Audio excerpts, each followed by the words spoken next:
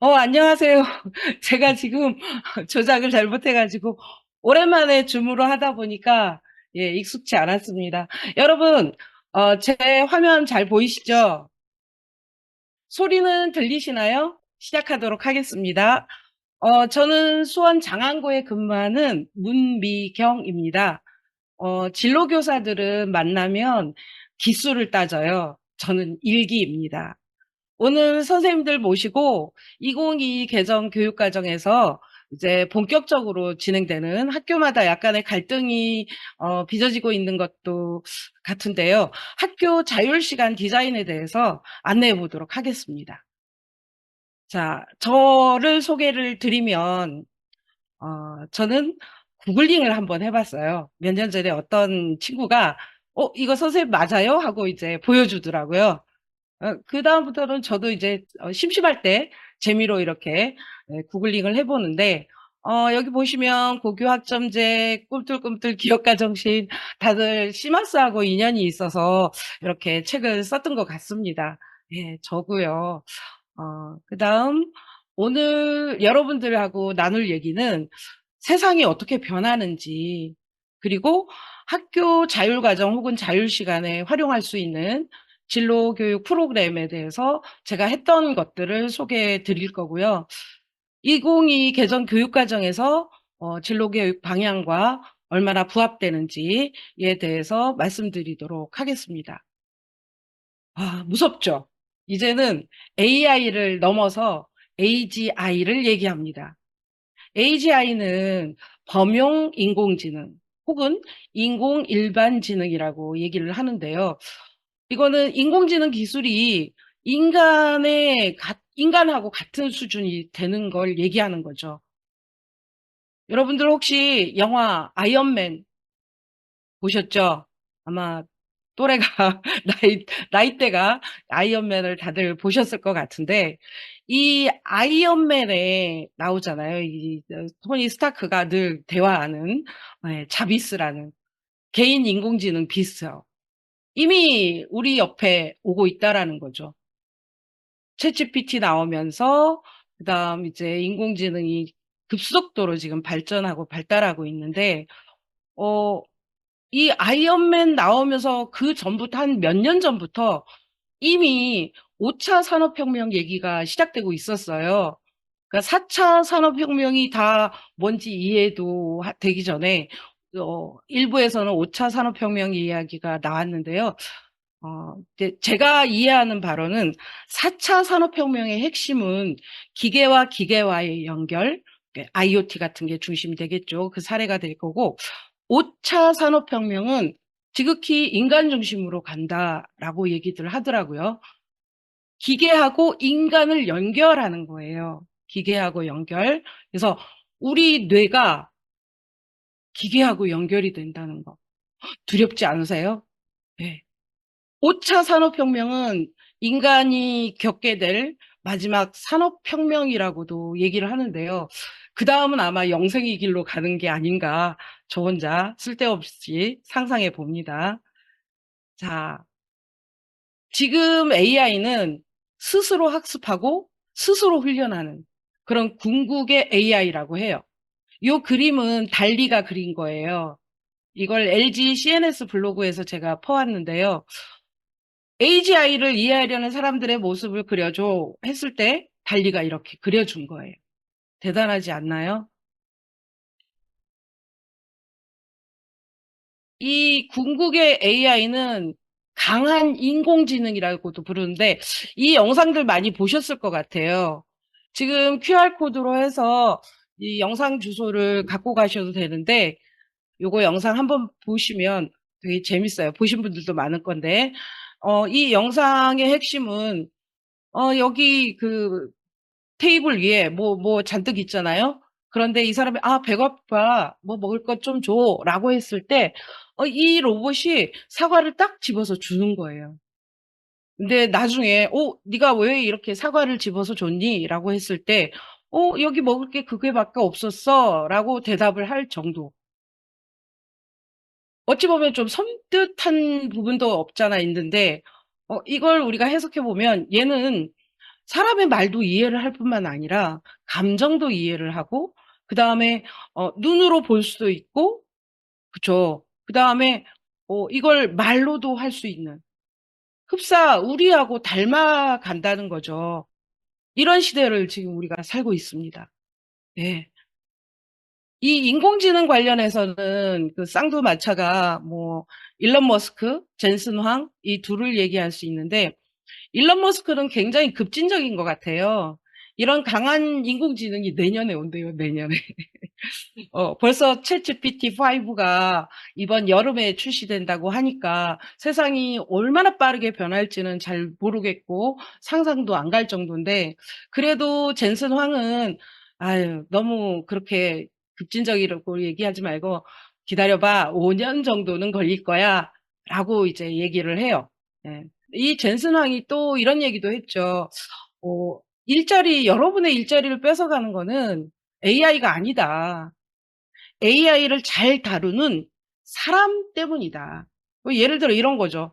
어떤 사람이 AI를 잘 다뤄서 혼자 1000명이 할 수 있는 일을, 너무 심했나요? 100명이 할 수 있는 일을 해버린다라고 가정했을 때 그분은 99명의 일자리를 날려버리는 거죠.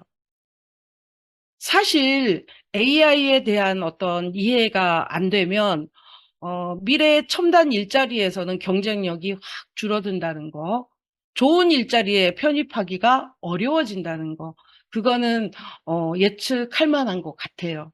그래서 이런 강한 인공지능 시대에 이 AI는 우리가 코로나를 겪으면서 굉장히 산업 분야에서 이미 디지털 트랜스포메이션이 일어났잖아요. 그걸 우리는 DX, 디지털 대전환이라고 하는데 사실 오프라인에 있는 걸 온라인으로 옮기는 걸 디지털 트랜스포메이션이라고 하는데 옛날에는 돈이 많이 들었단 말이에요. 사람들이 일일이 해야 되고 뭐 해서.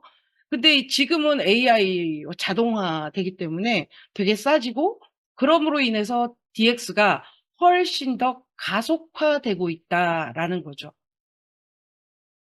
어찌 보면 사람들은 이미 인공지능하고 우리 인간의 뇌를 융합시키는 적용해보는 그런 시도들은 이미 진행되고 있다라는 것도 여러분들 다 잘 아실 거예요.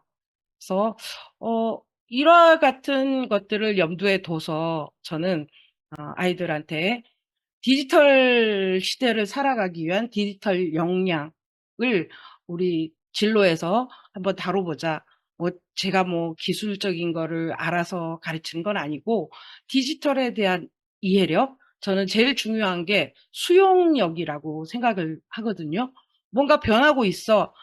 그거 변해봐야 이런 태도보다는, 변하고 있대. 그럼 세상이 어떻게 되지? 하고 열린 마음으로 수용성을 갖는 게 되게 중요하다고 보거든요. 근데 지금은 디지털 시대라고 해요. 그럼 디지털 시대에서 필요한 역량은 디지털 역량, 일명 디지털 리터러시라고 볼 수 있는데, 디지털 역량이란 건 디지털 사회에서 주어진 문제를 해결하기 위해서 다른 사람과 협업도 하고 소통도 하고. 근데 이 협업과 소통을 디지털 기기를 통해서 디지털 콘텐츠를 통해서 한다는 거죠. 그래서 디지털 기술을 활용할 수 있어야 된다는 거. 그다음에 이 디지털 기술을 활용해서 정보도 탐색하고 그리고 그 정보를 우리가 단순히 얻는 그 데이터를 해석하고 분석해서 정보를 만들어내는 그런 능력 이런 것들이 필요하다라는 얘기가 많이 지금 대두되고 있습니다. 지금은 북카 시대라고도 하는데요. 뷰카라는 말은 80년대 후반에 이제 군사 용어로 나왔던 얘기예요. 그때 세계 정세가 되게 그 앞길이 잘 안 보이는 그런 이제 시대였잖아요. 어, 그때 이제 군사용어로 굉장히 변동적이고 불확실하고 복잡하고 애매모호한 이런 상황들을 영어 단어의 앞글자를 따서 뷰카 시대라고 이제 얘기했던 건데 그때 세계 정세랑 지금의 경제 상황이 거의 흡사하다 그래서 몇 년 전부터 이 뷰카 시대라는 말이 나오고 있어요. 그러면 이런 뷰카 시대, 디지털 시대에는 우리 아이들은 어떤 역량을 키워야 되는가? 뭐 이거는 이미 선생님들 많이 알고 계시잖아요. OECD 학습 나침반 2030에서 이게 박산준 교수님이 이게 제작성한 건데요. 가장 이제 아이들이 필요로 하는 역량은 주도성. 네. 학생 주도성인 거죠. 좀 더 넓은 의미로 얘기하면 자율성을 얘기할 수 있죠. 자율성에는 꼭 책임감도 따를 수 있겠고, 이런 주도성을 키우기 위한 방법, 이게 어떤 게 있느냐. 일단 주도성을 키우려면, 지금의 시대는 창업가 정신이 시대라고 하잖아요. 왜 그러냐면, 시장 변화가 엄청 빠르죠. 우리 라인이 그죠? 소프트뱅크의 배신으로 일본한테 빼앗기는 지금 위기에 있는데 이거는 굉장히 빠른 시장 변화로 인해서 그때그때 문제가 닥쳤을 때 바로바로 즉각적으로 주체적으로 문제 해결할 필요가 있는 거예요. 그러면 이 능력을 위에 윗사람한테 보고하고 그다음 거기서 이제 오더가 내리고 다시 이런 절차를 밟는 시간적 여유도 없는 거죠. 바로바로 대처하고 대응해야 되는 그런 시대. 그래서 일명 이 시대를 창업가 정신의 시대라고도 얘기를 하는데요. 근데 우리 아이들은 가치를 창출해 본 경험이 없어요. 문제풀이 5개 중에 하나 고르는 거, 그죠? 정답만을 요구하는 거, 그리고 정답이 없는 그런 문제를 해결해 본 경험도 없고, 그런 아이들이 이제 사회에 나가게 되면 부적응에 이제 맞닥뜨리게 되는 거죠. 그런 아이들을 위해서 주체적으로 성장할 수 있는 경험, 그리고 기회를 우리가 이제 만들어줘야 되는 게 아닌가. 그러려면 다양한 주체와 협력할 수 있도록 하고, 예를 들어 이런 거예요. 친구들끼리 모둠해서 모둠 활동하는데 거기에서 끝나는 게 아니라 그 모둠에서 나온 어떤 결과물을 가지고 뭐 시에 연결해서 뭐 제안을 한다던가 아니면 다른 학교 아이들하고 연합해서 뭔가 활동을 한다든가 등등. 그리고 스스로 지금 우리가 닥친 문제가 뭐지? 우리 문제는 이거야 라고 문제를 정의하고 그리고 그 문제를 창의적으로 해결하는데 그 과정에 자기가 갖고 있는 배운 지식을 활용하고 그래서 문제를 해결할 줄 아는 저는 이걸 한마디로 이렇게 생각합니다. 창업가 정신교육, 창업교육을 하고 있습니다. 학교 진로교육의 목표에서도 학생 주도적 진로개발 역량 함양이라고 명시되어 있잖아요. 2022 개정 교육과정에서도. 창업교육에서 유럽연합에서 얘기하는 창의성, 진취성, 자신감과 같은 창업가적 역량을 기르는 것이라고 유럽연합에서는 정의를 하거든요. 그런 의미에서 본다면 저는 창업교육은 창업하라는 게 아니라 창업가들이 갖고 있는 마인드셋, 예, 그 창업가 정신을 키우는 교육이다라고 정의를 내리고 싶고요. 이러한 창업가 정신 교육의 핵심 원리는 제가 여기저기서 배우고 들은 거를 종합해서 요 장표만큼은 제가 처음부터 끝까지 제가 애정해서 만든 거거든요. 여기 보시면 노란 화살표가 전체적인 교육 과정을 관통하고 있어요. 그 노란 화살표에 보면 폰을 갖고 있죠. 이 내내 아이들이 디지털 리터러시를 함양하기 위해서 저는 디지털 워크북을 써요. 이따가 이제 보여드릴 텐데. 그리고 이 교육 과정은 프로세스가 있어요. 여러분들 잘 아시는 디자인 싱킹 프로세스에 기반합니다. 그래서 1단계 공감하기, 문제 정의하기, 아이디어 내기, 시제품, 테스트. 그리고 이러한 프로세스 다음 단계에서는 항상 저는 진로 연계 수업을 해요. 이런 거 하는데 결국 중요한 건 아이들 개개인의 진로 문제잖아요. 그래서 그것도 이따가 자세히 말씀드리도록 하고요. 아이들한테 저는 이렇게 얘기를 해요. 진로 활동 시간은 진로 개발을 위한 일종의 부트캠프다. 그래서 좀 빡세다. 빡세지만 열심히 참여하다 보면 너희들에게 도전 정신, 자기 주도성, 우리 애들이 의사결정에 조금 장애를 겪잖아요. 예. 제가 한 번은 결정장애하다라고 얘기를 했더니 선생님 그런 얘기하면 안 된다고. 오케이 알았어 하고는 그다음부터 이제 아이들 얘기 지적에 따라서 그 얘기는 안 하는데, 의사결정이 힘든 아이라고 이제는 표현을 하죠. 예. 그런 의사결정이 힘든 아이들이 자기가 스스로 뭔가를 결정할 수 있게끔 도와줄 수 있는, 그런 경험을 제공하고, 그다음 이게 팀 활동이다 보니까 어떻게 협력해야 되는지 제가 일일이 얘기를 안 해줘도요, 그 친구들이 느낌으로 알아가는 게 제 눈에 보이거든요. 그걸 또 보는 즐거움이 또 쏠쏠합니다. 그리고 제가 항상 이제 곁들이는 게 가치 제안. 어, 너희들이 한 이 프로젝트의 결과물이 사회에 어떤 좋은 선한 영향을 끼칠 건지 처음에는 아이들 그런 생각 안 하고 해요.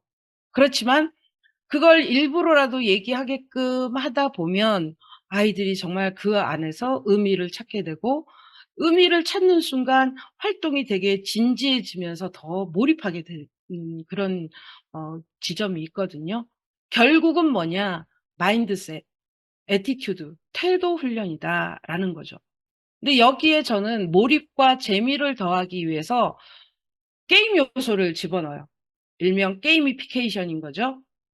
이제 활동을 통으로 툭 주는 게 아니라, 예를 들어 뭐 진로 비전북을 만들고자 하면 요걸 단계를 주는 거죠.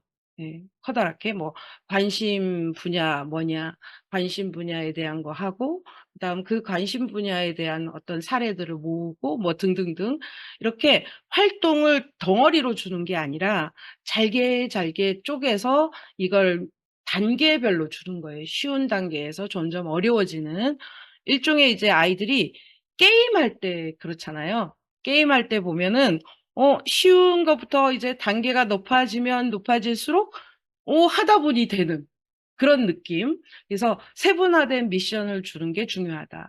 근데 그 세분화된 미션 주는 거 여러분 다 잘하실 수 있어요. 왜냐하면 우리는 시간마다 그 학습 목표란 게 있잖아요. 예. 저는 이제 학습 목표 하나를 딱 설정하는데, 그 학습 목표까지 도달하기까지의 일종의 학습 여정을 만들어 주는 거예요. 근데 그 여정을 잘 따라가고 있는지 중간중간 확인할 필요가 있잖아요.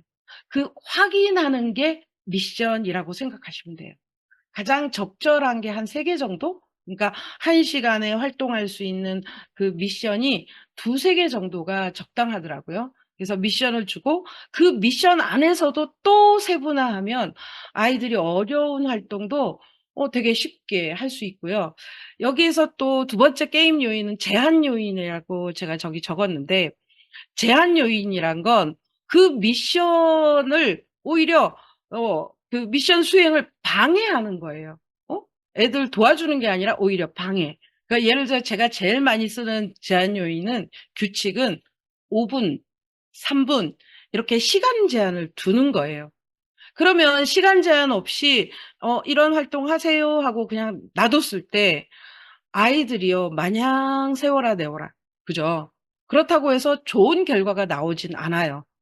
질 좋은 결과가 나오진 않는데, 시간을 가지고 활동을 쪼개서 미션을 주면서 이걸 단계 단계로 잘라서 했을 때에는 훨씬 나중에 좋은 결과물이 나오거든요. 그다음 세분화된 미션과 제한 요인은 수업 전에 이미 디자인이 돼 있어야 돼요. 그래서 저는 8차시 분량의 창업가 정신 교육을 한다 그러면 2주가 되잖아요. 진로에서 하기에는. 이 2주치의 분량을 미리 다 해서 워크북도 다 만들어 놓고, 그다음 교환도 다 만들어 놓고, 그렇게 세팅한 상태에서 이제 프로젝트가 들어가는데, 이 미션하고 제한 요인 요 두 가지는 수업 전에 미리 디자인돼야 된다라는 거. 지속적 피드백은 수업 중에 계속 하는 거예요. 내용적인 피드백은 오히려 아이들에게 방해가 될 수 있어요.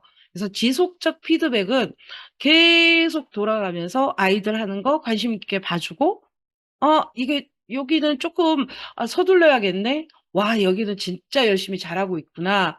오, 여기는 팀 협력이 아주 최상이구나. 뭐 이런 식의 피드백, 그런 식의 피드백이면 충분하거든요. 그걸 끊임없이 하셔라. 저는 50분 내내 돌아다니면서 해요. 그다음 적절한 보상. 이건 시간이 너무 지금 1시간이잖아요. 너무 짧아서 적절한 보상은 저는 진로 시간에만 쓰는 코인을 활용해요. 요건 다음에 기회가 되면 적절한 보상으로 할 수 있는 거 뭐 전시해 준다거나 뭐 이런 내용들을 볼 수가 있고요. 자, 그럼 본격적으로 제가 안내를 드리도록 하겠습니다. 이제 학생 주도성을 키울 수 있는 프로그램, 예, 자율과정, 고등학교에서도 활용할 수 있고, 그다음에 중학교에서 자유학기나 자율시간 이렇게 활용할 수도 있고, 본격적으로 내년부터 고교학점제, 그다음에 이제 진로 입학한 중1, 고1 입학한 학생들이 중3, 고3 됐을 때 이제 진로 연계학기가 시작되잖아요. 그래서 아마도 내년부터 뭐 이렇게 해라 저렇게 해라 주문이 지금보다 훨씬 많아질 것 같아요. 그래서 학교마다 이제 남아도는 그 고교학점제에서 16주 하면 1주가 남잖아요. 그 남아도는 그 시간을 바로 이제 자율과정이나 자유시간 등으로 이제 채워야 되는데, 그 안에 요걸 집어넣어도 저는 괜찮다고 보거든요. 이제 창업가 정신, 이거 제가 작년에 했던 걸 살짝 정리를 했어요. 올해는 또 다른 버전으로 가고 있어요. 올해 했던 건 내년에 또 공유해 드릴 수 있고.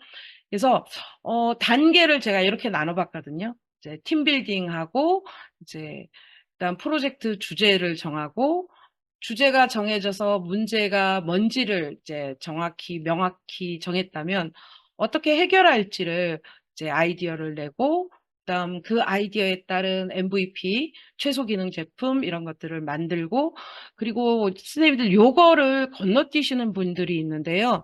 근데 이 MVP 제작을 하는 그 효과가 있어요.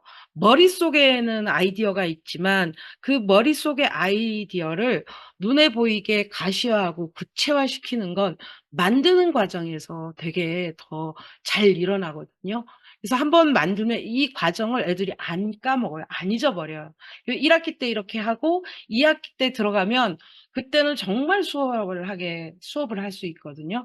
그러니까 창업가 정신이어도 매번 이제 아이들이 주제를 정하고 뭔가가 달라지기 때문에 애들은 계속해도 새롭다는 걸 느끼고, 여러분들이 이제 만약 하실 때 너무 주제를 오픈해 버리면 관리하기가 힘들어질 수도 있으니까 잘 아시는 SDG나 ESG 뭐 이런 데에서도 갖고 와도 충분하고요.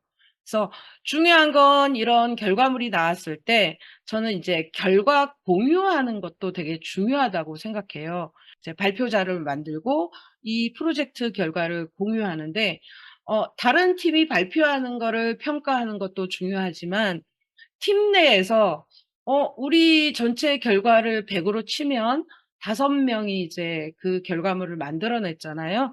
그러면 5명의 그 기여도가 N등분해서 20%씩 이게 아니라 차등 분배를 해라. 저는 그렇게 요구를 하거든요.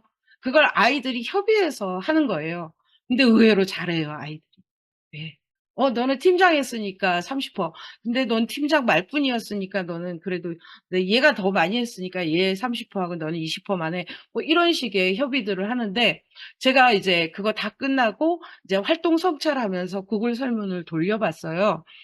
음, 팀에서 분배한 그 기여도, 이게 마치 회사에 성과급 나눠주는 거랑 같은 개념으로 이해하시면 좋을 것 같아요. 그 기여도 이제 결정한 거에 대해서 불평불만 있니? 라고 이제 물어봤을 때, 그 불평불만 있다는 애가 있어요. 약 4, 5% 정도. 그 정도면 되게 양호한 거잖아요. 그래서, 우리 애들이 되게 쿨하구나. 자기에 대해서 객관적으로 인정할 줄 아는구나. 뭐 이런 걸 느꼈거든요. 그래서 이게 8차시로 저는 하는데 굉장히 저는 서둘러요. 굉장히 이제 뭐라고 해야 되나, 이렇게 시간 압박 받으면서 했거든요. 사실 요 분량은 10차시로 늘려도 되는 분량이고, 이거 끝나면서 저는 비전북을 만들었어요. 근데 이 비전북 만드는 것도 한 3시간. 예, 관심 주제 찾고 열심히 내가 했던 이 활동을 복귀하는 거예요. 이 활동을 복귀하는 과정에 나는 이런 거에 흥미가 있고 나는 팀원들 간에 갈등이 생겼는데 의외로 내가 그 갈등 조정을 이제 잘하는 거예요. 의외의 자기의 어떤 강점을 배우기도 하죠. 그런 것들을 끄집어내는 작업을 해요. 그래서 이걸 가지고 비전북을 만드는데 요거 했던 사례를 제가 보여드리겠습니다. 아까 말씀드렸던 요거는 교환의 내용을 중간중간 여러 가지 이론적인 것들은 제가 싹 빼고요. 아이들한테 미션 준 부분만 이렇게 발췌해 봤어요. 나중에 이제 필요하시면 공유를 얼마든지 해 드릴 수 있거든요. 근데 잘 쓰셔야 되는데 요거는 여기 있는 내용들은 이제 워크북이에요. 이거는 워크북은 알로라는 프로그램을 저는 쓰거든요. 이 워크북 자체 제작은 캔바에서 해요. 캔바에서 제작한 워크북을 알로에서 불러들여서 아이들이 이게 마치 그 교과서에 그 종이 교과서에 아이들 그 교과서 프린트된 위에다가 이제 인쇄된 위에다가 쓰잖아요. 똑같은 느낌으로 이해를 하시면 될 것 같아요. 이거를 캔바에서 제작해서 워크북을 PDF로 추출한 다음에 알로에서 이걸 캔버스로 불러내서 이제 캔버스를 만들면 완전히 배경 화면처럼 돼요. 그러면 이게 배경 화면처럼 돼 있는 것을 이제 교과서 위에 쓰듯이 아이들은 이 위에다가 이제 텍스트를 입력하거나 뭐 그림 올려놓거나 하면서 쓰게 되는데 되게 프로그램이요. 별도로 아이들에게 가르치지 않아도 돼요. 요거는 이제 나중에 제가 요 아이들이 했던 거 공유해 드리도록 할게요. 요게 한 차시 분량이에요. 지금 여러분이 보이는 게 한 차시 분량. 미션 2개만 줬죠. 첫 번째 미션을 보면 관심 주제를 찾는데 저를 세분화시켰어요. 일단 관심 영역이 뭔지 확인하고 각자 해결해 보고 싶은 문제를 각자 찾아라. 예. 그다음에 그 해결해 보고 싶은 것들을 각자 얘기하고 그중에 협의를 해서 하나의 주제를 정해라. 이게 10분 정도 시간인 거죠. 처음부터 주제 정해 하고 툭 던져버리면 애들이 뭘 어떻게 해야 될지 모르는데 이렇게 별거 어렵지 않죠. 그냥 3단계로만 딱 세분화했더니 아이들이 체계적으로 하기 시작하는 거죠. 그다음 요 페르소나에 대한 것도 이제 자세히 설명을 못 드리는데 모두먼 중에 어떤 주제 하나가 이제 선택이 되잖아요. 그 의견을 낸 애를 페르소나라고 해라 하기도 하고요. 거기 모두먼에 그 이제 불편함을 겪는 사람이 없다면 가상의 페르소나를 설정해라 해서 페르소나 기본 정보 뭐 이름, 나이, 성별, 뭐 직업, 성격 같은 거 그리고 페르소나가 뭘 원하는지 요거는 이 위에 있는 문제에서 갖고 오면 되는 거거든요. 이렇게 해서 이제 미션 세분화하고 그다음 여기 시간 제한 두는 거는 제한 요인 규칙을 주는 거고 그러면 저는 이 시간 타이머를 딱 걸어 놓고 요 시간 동안 계속 돌면서 아이들의 진행 상황을 체크하는 거죠. 그게 지속적인 피드백이 되는 거고 그다음 시간 안에 이걸 수행만 하면 잘했나 잘못했나 저는 그거 아예 판단하지 않아요. 이 시간에 미션만 수행하면 코인을 지급해 주고 이 프로젝트가 다 끝나면 그동안 모은 코인을 저는 이제 외부에서 사업비를 많이 따오니까 초콜릿, 예, 그것도 왕초콜릿 해서 이거를 이제 교환해 줘요. 그러면 어떤 팀은 초콜릿이 완전 많아서 파티할 정도고 어떤 팀은 초콜릿이 거의 없는데 애들이 근데 그거에 대한 불평 불만은 없더라고요. 네. 자기들이 했던 그 결과이기 때문에.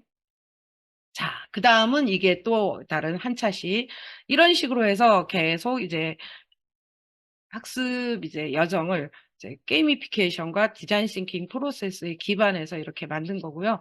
요 장표 하나가 한 차시 분량이라고 이제 생각하시면 될 것 같아요. 지금 아이디어 회의하는 요때는 미션이 3개잖아요.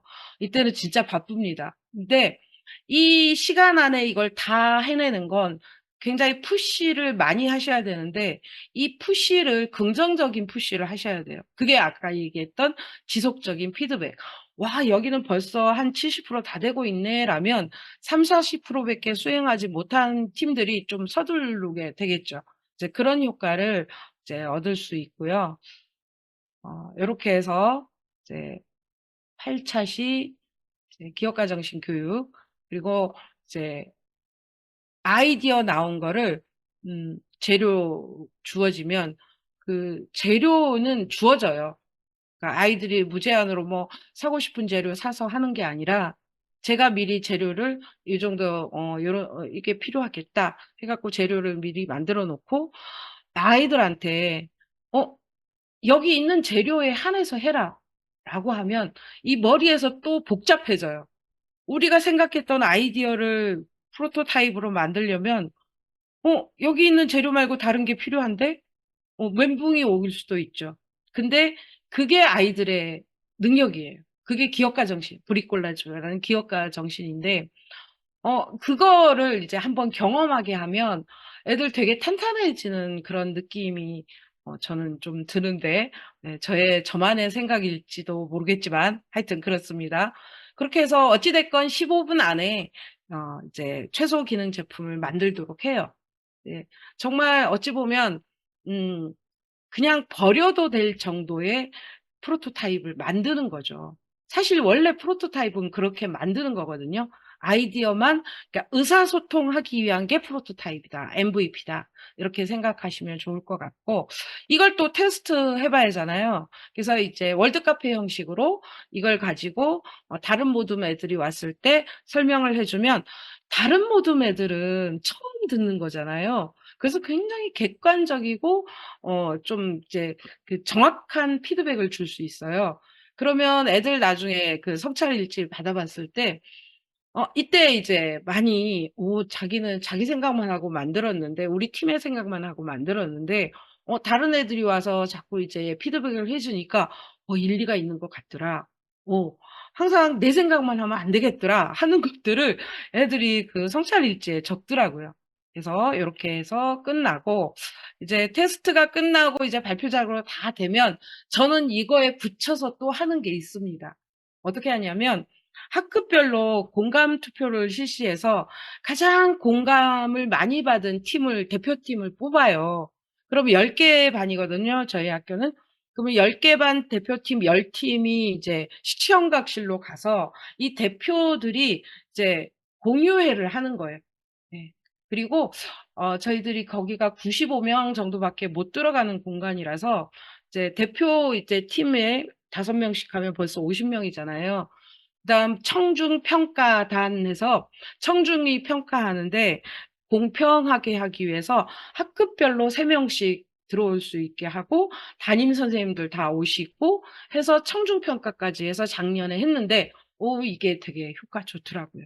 예, 그것까지 하면 뭐 10시간 뭐 12시간 훅 시간을 이제 우리가 할 수 있겠죠. 그러면 이제 자율 시간에서 굉장한 부분을 얘가 차지할 수 있고, 요거는 실제 우리 애들이 이제 했던 이제 결과물이에요. 알로에서 아이들이 작성했던 거. 요걸 실제 들어와서 볼 수 있도록 공유를 해 드릴 거예요.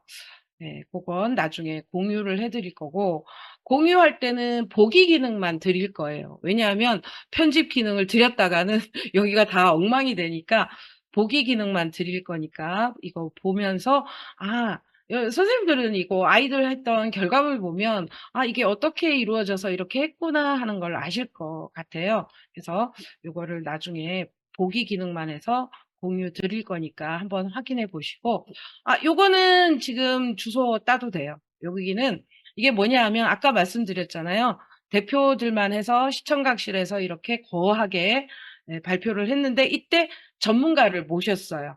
실제 창업하신 대표님이랑 창업 지도를 하시는 그 링크 사업단 단장하시는 교수님이랑 모셔 가지고 아이들한테 정말 전문적인 피드백을 줬거든요.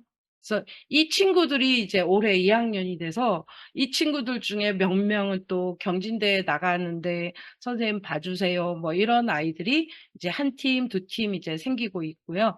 자 요렇게 해서 저는 궁극적인 건 뭐냐? 얘네들을 밖으로 연결하는 거. 제가 퇴직하기 전까지 그걸 한번 해보고 그거에 대한 어떤 그 모델링을 해서 내년에는 꼭 여러분들한테 공유하고 제가 내년까지만이에요.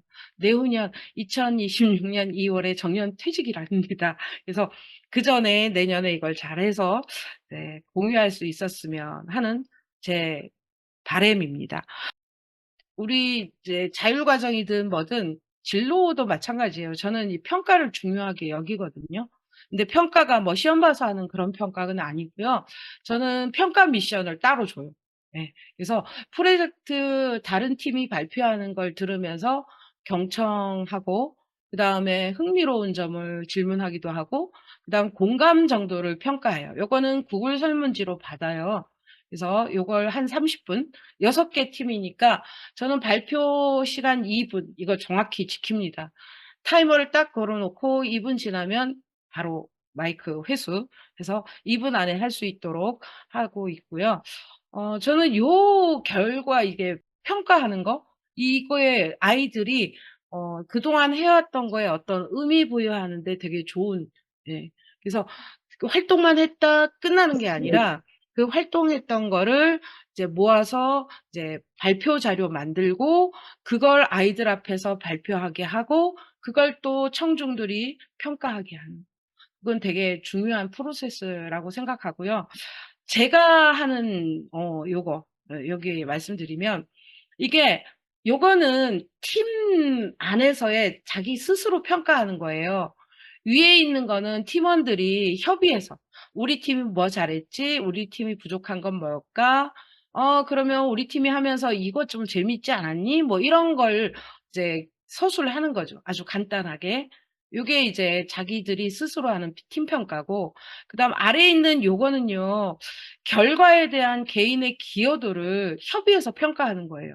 그래서 이름 쓰고 가로 안에 역할 분담이 다 들어가잖아요. 역할 쓰고 그 역할에 따른 열심히 했으면 나는 팀장으로서 CEO로서 열심히 했고 아이들도 그걸 인정해.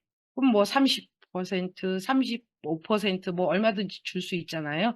자, 그렇게 해서 협의를 하는 거예요. 네. 그다음 참여도는 이건 개인이 체크하는 거예요.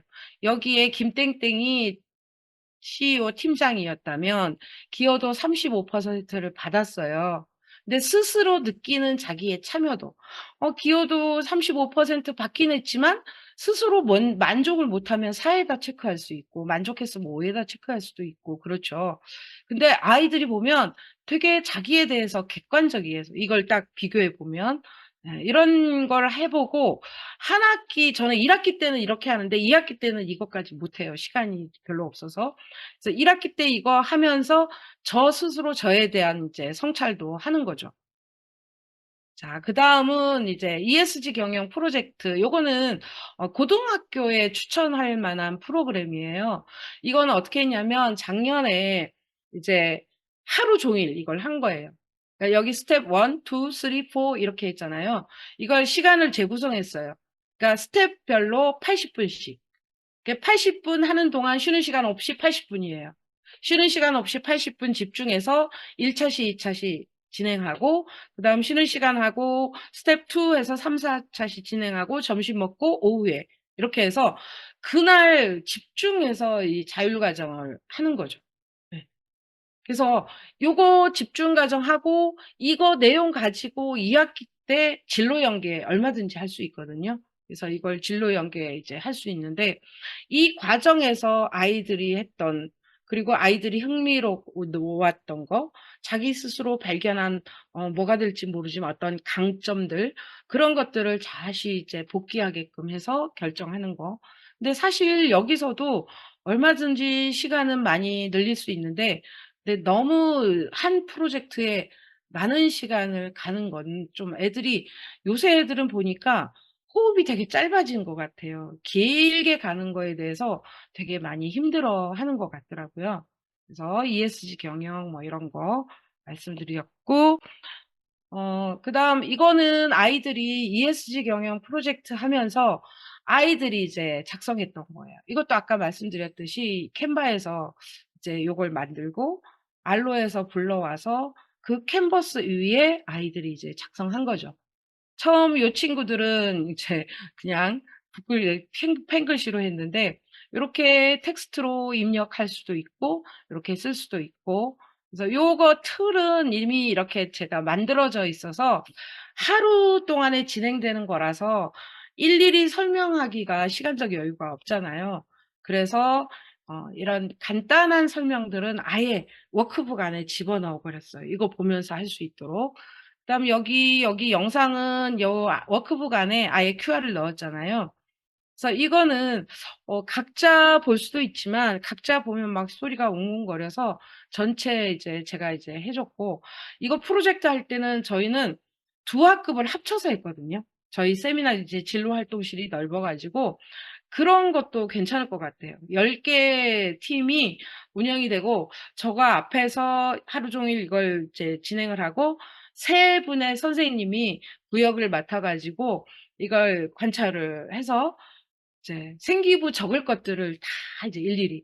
그래서 ESG 경영 프로젝트 참여한 애들이 생기부에 대한 만족도가 되게 높았어요. 선생님들이 그걸 다 관찰해서 하루 종일 관찰해서 적어줬기 때문에. 근데 저희들이 이게 자율과정 ESG 경영만 한 게 아니라 10개 과정을 만들어서 했거든요. 그래서 그 10개 과정 중에 저는 이렇게 하나만 오늘 소개하는 거고, 이제 아이들 했던 거, 그다음 쭉 이렇게. 요것도 제가 알로 그 주소를 그 보기 권한만 드려서 공유를 해 드리면, 그러니까 한번 이렇게 잘 보시면 어떻게 진행했는지를 여러분들이 쉽게 파악하실 수 있을 거예요.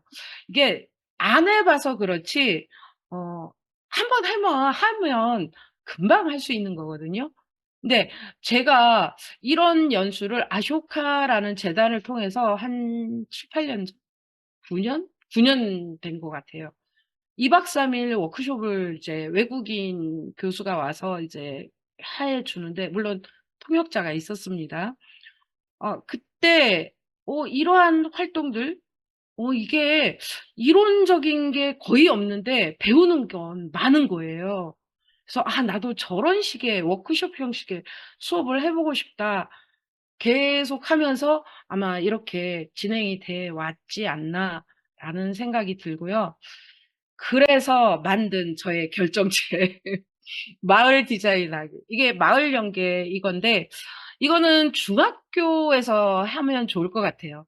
여기 QR 주소는 바로 캔바하고 이제 캔바예요, 캔바.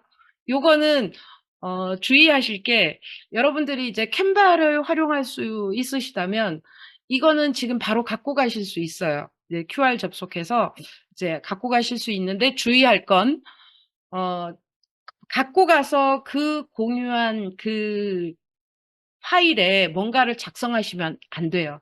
예. 그러면 제가 갖고 있는 파일도 다 수정이 돼 버리니까, 이걸 갖고 가셔서 꼭 주의할 점은 사본 만들기를 한 다음에 여러분 걸로 만드시면 돼요. 그래서 이런 그 연수도 따로 있었으면 좋은데 지금 시간의 압박이 너무 심해서, 자 고렇게 간단히 이제 말씀드렸고요. 지역 연계 마을 디자인은 실은 저희가 수원 희망등대랑 윤민 창의 투자 재단, 그리고 우리 연구회 3자 협약을 통해서 이루어진 사업이었어요. 그래서 첫 해 운영을 2019년에 했어요, 이거를.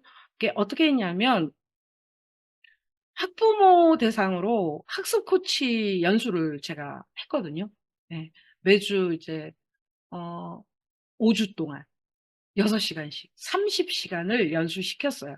학습 코치를 양성하고 한 42 명이 오셨는데, 이분들을 다 학습 코치로 수당 주면서 학교에 이제 투입하기는 좀 아닌 것 같다 해서 희망등대랑 해서 이 중에 한 50%를 걸러냈는데, 그중에 저희 완전히 곤란해졌어요. 막 신문고에도 올리고 다 해줄 것처럼 하다가 이제 면접도 아주 까다롭게 하고 그러면서 20명만 골랐다 뭐 이렇게. 근데 이게 교육청에도 들어가고 했는데 교육청에서 나한테 아예 알려주지도 않더라고요. 왜냐하면 말 같지 않은 걸로 이제 신문고에 올렸기 때문에 저는 그래서 신문고에 올라갔는지 나중에야 알았어요. 자, 어찌 됐건 이것도 이제 2시간씩 블록 타임으로 해서 자유학기에 이제 그 희망등대에서 제공했던 프로그램이에요. 그럼 윤민창의투자재단은 뭘 했느냐? 이 책을 제가 원고를 쓰고 저는 원고료 안 받았어요, 대신. 이 원고를 쓰고 이 원고를 가지고 이제 워크북을 만들어줘서 줬거든요. 3,000권. 예. 3,000권이니까 그게 한 뭐 거의 1,000만 원 돈 이상 되는 거죠. 이제 그렇게 해서 진행했던 사업이고 그 해 거의 많이 소진이 됐어요. 이게 원하는 학교가 많아서. 근데 그다음에 이제 연결이 안 된 게 바로 코로나가 와 버렸지 뭐예요. 근데 그때 저는 또 다른 지역으로 가 버렸고. 그래서 제가 그때 여기 수원에 있었더라면 이렇게 디지털로 해서 줌에서도 할 수 있다 하는 걸 이제 다시 교육했을 텐데 이게 코로나로 1년, 2년 지나다 보니까 이게 사업이 센터장 바뀌면서 이제 사장돼 버렸어요. 저 개인적으로는 되게 안타까워요.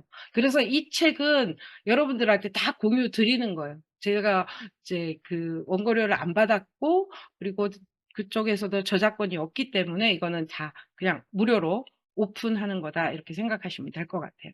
그 지역 연계 마을 디자인 이제 전체 차시 구성은 일단 마을 디자인 준비하기 해서 2시간 동안 팀을 구성하고 아이들하고 우리 주변 문제 뭐 마을이나 학교 교실 등에 어떤 문제가 있을까 뭐 거기 워크북 안에 사진이 제공돼 있어요. 이렇게 사진도 우리 막 찍고 한 거거든요.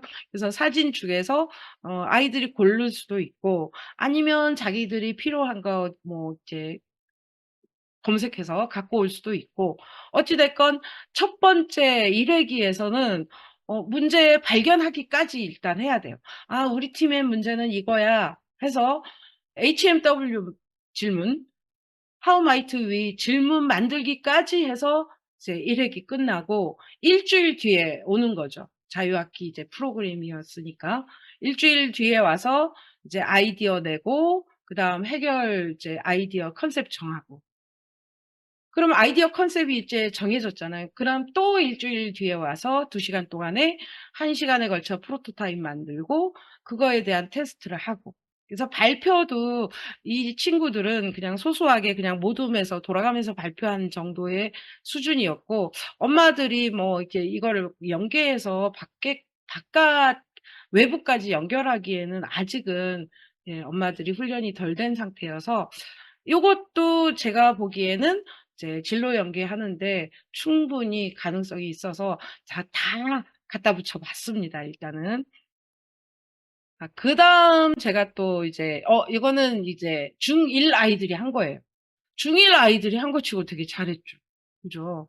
뭐 그중에 잘한 거 갖고 왔긴 했습니다만 예. 아주 잘한 건 아니에요. 눈에 얼른 띄는 것 중에 잘한 거. 자, 요거는 이제 그냥 소소하게 한번 재미삼아 해볼 수 있는 거. 요것도 QR로 들어오시면 저 위에가 가려져서 지금 아니면 원고를 받아보시고 원고에서 저기 QR 들어오시면 제가 어떻게 수업을 세팅했는지를 알 수 있을 것 같아요. 요거 옆에 있는 3-5라는 건 3학년 5반 수업 결과인 건데 이거는 중3이에요. 이건 줌에서 했던 거고 이거는 작년에 제가 장안고 와서 1학년 5반 했던 결과물이거든요. 이거는 일종의 하이브리드 수업인 거예요. 오프라인 수업을 하는데 아이들은 온라인에서 계속 접속해서 이 결과물을 이제 만들어내는 거죠. 그래서 여기는 제가 이제 설명을 별도로 안 해요. 이제 URL 던져주고 아이들이 들어가서 각자 공부하고 가장 관심 있는 거 하나 골라서 그거에 대해서 체험을 하고 이게 체험할 수 있는 인공지능 기능 프로그램들이 있거든요. 모아놓은 게. 그래서 체험하고 그 체험했던 결과물을 캡처해서 제출하는 거예요. 그러면 이런 데 보면 이렇게 체험한 결과물들 아이들 이제 제출하죠. 근데 제가 이렇게 일부러 세팅하는 이유는 애들한테 디지털 리터러시는 이런 거야, 이런 거야 하고 아무리 얘기해도 디지털 리터러시가 이제 함양되는 건 아니잖아요. 이렇게 해서 던져주고 알아서 해 하면서 저는 이제 돌아다니면서 안 되는 애들을 살짝 도와주거든요. 그럴 때 애들이 직접 경험해 보는 거잖아요. 순식간에 해내요. 저는 오히려 아이들하고도 이제 제가 좀 아이폰을 잘 모르겠더라고요. 제 아이폰을 안 써 봐서. 그럼 저는 그럴 때 어떻게 하느냐.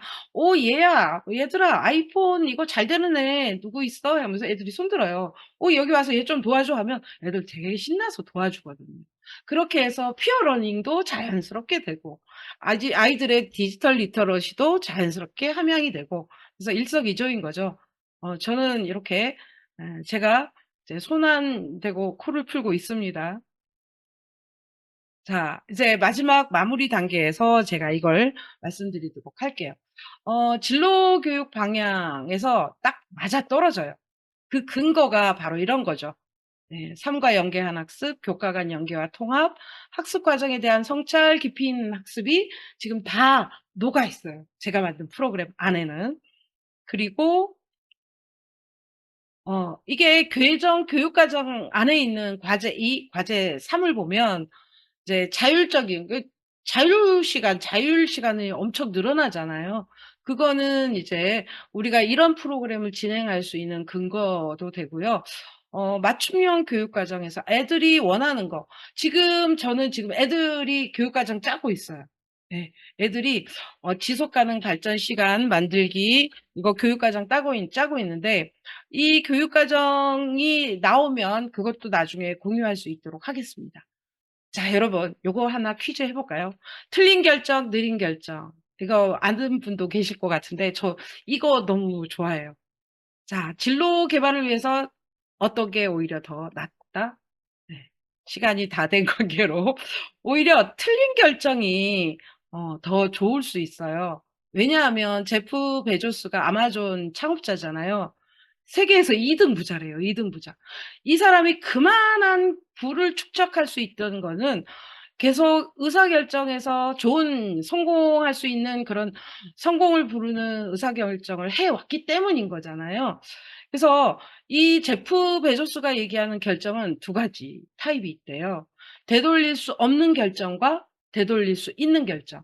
근데 되돌릴 수 없는 결정은 제프 베조스만큼 하는 사람이나 하는 거예요. 우리 개인적으로는 저렇게 되돌릴 수 없는 결정이 없다라는 거죠, 거의. 그죠? 예. 그래서 대부분의 의사결정은 되돌릴 수 있는 결정이기 때문에 빠르게 결정하고 일단 실패를 해보는 거죠. 결정했는데 실패. 아닌가 보다. 다시 해보고 실패. 아닌가 보다. 하는 과정에 확실한 성공으로 가는 지름길이 될 수 있다라는 게 디자인 싱킹의 모토이기도 하고 제프 베조스의 얘기이기도 합니다. 자, 그래서 이제 바로 이런 장표로 마무리를 해 볼 수 있어요. 느낌적으로 팍 이제 이미지 오시죠? 자, 여러분들 이제 더 좋은 연수를 만들기 위한 설문조사에 참여해 주셨으면 하고요. 그다음 오늘 참여하신 이 교환, 시마스 진로 공식 카페에다가 올려놓을 거예요.